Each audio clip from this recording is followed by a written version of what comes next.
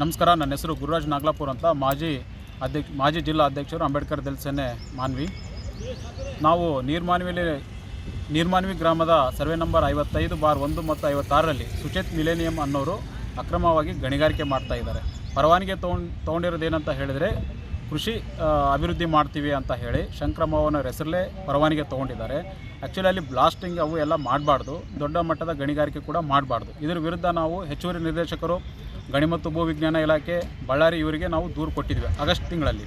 ಅದಾದ ನಂತರ ಅವರು ಮತ್ತು ರಾಯಚೂರು ಗಣಿ ಮತ್ತು ಭೂ ವಿಜ್ಞಾನ ಇಲಾಖೆದವರು ಜಂಟಿ ಸ್ಥಾನಿಕ ಪರಿಶೀಲನೆ ಮಾಡಿ ಅಲ್ಲಿ ಒಂದು 18,000 ಹೆಚ್ಚುವರಿ ಟನ್ನನ್ನು ಹೆಚ್ಚಾಗಿ ಪರವಾನಗಿ ಕೊಟ್ಟೋದಕ್ಕಿಂತ ಹೆಚ್ಚಾಗಿ ಹೊಡೆದಿದ್ದಾರೆ,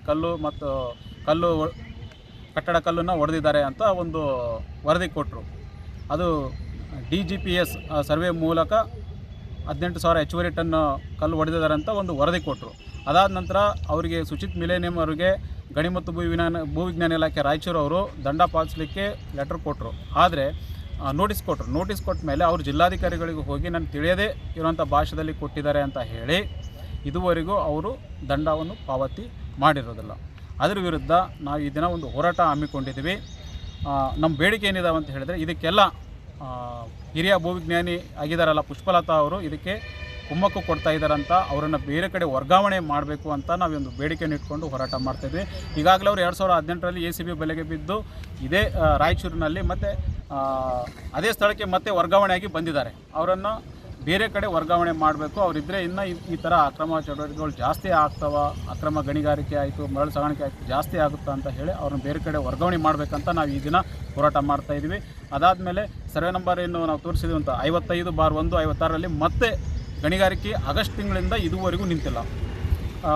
ಹೆಚ್ಚುವರಿ ನಿರ್ದೇಶಕರು ಬಳ್ಳಾರಿಯವರು ಒಂದು ಲೆಟರ್ ಕೊಟ್ಟಿದ್ದರು ಇವರಿಗೆ, ಏನಂತ ಅಂದರೆ ಟಾಸ್ಕ್ ಫೋರ್ಸ್ ಕಮಿಟಿಗೆ ನಿರ್ಧಾರ ಮಾಡುವವರೆಗೂ ಅಲ್ಲಿವರೆಗೂ ಈ ಒಂದು ಗಣಿಗಾರಿಕೆ ನಡಿಬಾರ್ದು ಅಂತ. ಯಾವಾಗ ಅಕ್ಟೋಬರ್ 14ಕ್ಕೆ ಲೆಟರ್ ಕೊಟ್ಟಿದ್ದರು. ಆದರೆ ಇವತ್ತಿಗೂ ಗಣಿಗಾರಿಕೆ ನಡೀತಾನೇ ಇದೆ. ಅದರ ಕುರಿತು ನಾವು ವಾಟ್ಸಪ್ನಲ್ಲಿ ವಿಡಿಯೋ ಹಾಕಿರ್ಬೋದು, ಫೋಟೋಸ್ ಹಾಕಿ ಅವ್ರಿಗೆ ನಾವು ಕಳಿಸಿದರೆ ಅದ್ರ ಬಗ್ಗೆ ರೆಸ್ಪಾನ್ಸೇ ಮಾಡಲ್ಲ ಅವರು. ಯಾರು ಸರ್? ಪುಷ್ಪಲತಾ ಮೇಡಮ್ ಅವರು ರೆಸ್ಪಾನ್ಸೇ ಮಾಡಲ್ಲ. ಮತ್ತು ಹೆಚ್ಚುವರಿ ನಿರ್ದೇಶಕರು ಮಹಾಂತೇಶ್ ಅವರಿಗೂ ಕಳಿಸ್ತೀವಿ, ಮತ್ತು ಬೆಂಗಳೂರಲ್ಲಿರುವಂಥ ಮಹಾವೀರ್ ಅಂತ ಇದ್ದಾರೆ ಅವರಿಗೂ ಕಳಿಸ್ತೀವಿ, ನಿರ್ದೇಶಕರು ಕಳಿಸ್ತೀವಿ. ಏನು ಅದ್ರ ಬಗ್ಗೆ ಕ್ರಮನೇ ಕೈಗೊಳ್ಳಲ್ಲ. ಅದು ಮಾತ್ರ ಅಕ್ರಮ ಗಣಿಗಾರಿಕೆ ಇವತ್ತಿಗೂ ನಿಂತಿಲ್ಲ, ಹಂಗೆ ನಡೀತಾ ಇದೆ. ಆವಾಗ 12,000 ಹಾಕಿದ್ರು. ಯಾವಾಗ ಅಂತ ಹೇಳಿದರೆ ನಾವು ಆಗಸ್ಟ್ನಾಗ ಏನು ದೂರು ಕೊಟ್ಟಾಗ ಅಕ್ಟೋಬರ್ ತಿಂಗಳಲ್ಲಿ, ಅಕ್ಟೋಬರ್, ನವಂಬರ್, ಡಿಸೆಂಬರ್, ಈಗ 4 ತಿಂಗಳಾಯಿತು. ಇನ್ನೂ 1,00,000 ಟನ್ವರೆಗೂ ಅಲ್ಲಿ ಹೆಚ್ಚುವರಿ ಕಟ್ಟಡ ಕಲ್ಲನ್ನು ಬಳಸಿದ್ದಾರೆ ಅಂತ ನಮ್ಮೊಂದು ಆರೋಪ ಇದೆ. ಆಮೇಲೆ ಅಷ್ಟು ಹೊಡೆದರೂ ಕೂಡ, ಯಾಕಂತ ಹೇಳಿದ್ರೆ ನಾವು ಅವಾಗ GPS ವಿಡಿಯೋ ಮಾಡಿದ್ವಿ, ಹಾಗೂ ಈಗೂ ಭಾಳಷ್ಟು ವ್ಯತ್ಯಾಸ ಇದೆ. ಅದರ ಸಂಬಂಧ ನಾವು ಈ ದಿನ ಹೋರಾಟ ಮಾಡ್ತಾಯಿದ್ದೀವಿ. 1,00,000 ಟನ್ನಷ್ಟೇನು ಹೆಚ್ಚುವರಿ ಹೊಡೆದ್ರೆ ಅದಕ್ಕೂ ದಂಡ ಹಾಕಬೇಕು. ಅದಾದಮೇಲೆ ಇದು ಪರಿಶಿಷ್ಟ ಜಾತಿ ಪರಿಶಿಷ್ಟ ಪಂಗಡದವರಿಗೆ ಒಂದು ಕಟ್ಟಡ ಕಲ್ಲು ಕ್ವಾರಿಗಳನ್ನ ಗುರುತಿಸಿ ಅವರಿಗೆ ಟೆಂಡರ್ ಮಾಡಬೇಕು ಅಂತ ಒಂದು ಆದೇಶ ಇದೆ. ಇದುವರೆಗೂ ನಮ್ಮ ಜಿಲ್ಲೆಯಲ್ಲಿ ಆಗಿಲ್ಲ. ಕೋಲಾರ ಮತ್ತು ಬೆಂಗಳೂರು ಸೈಡೆಲ್ಲ ಪರಿಶಿಷ್ಟ ಜಾತಿ ಪರಿಶಿಷ್ಟ ಪಂಗಡದವರಿಗೆ ಏನು ಕ್ವಾರಿಗಳು ಕೊಟ್ಟಿದ್ದಾರೆ ಟೆಂಡರ್ ಕರೆದು. ಬಟ್ ನಮ್ಮ ಕಡೆ ಇದುವರೆಗೂ ನಮ್ಮ ಜಿಲ್ಲೆಯಲ್ಲಿ ಕೊಟ್ಟಿಲ್ಲ. ಅದು ಬೇಗ ಕೊಡಬೇಕು ಅಂತ ಇದು ಮಾಡ್ತಾಯಿದ್ವಿ.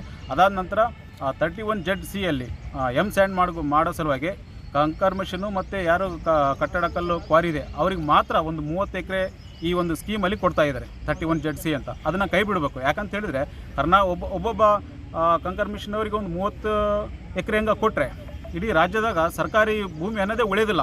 ಹಂಗಾಗಿ ಅದನ್ನು ಕೈ ಬಿಡಬೇಕು ಅಂತ ಆ ಒಂದು ಬೇಡಿಕೆ ಕೂಡ ಇಟ್ಕೊಂಡಿದ್ದೀವಿ ಈ ದಿನ.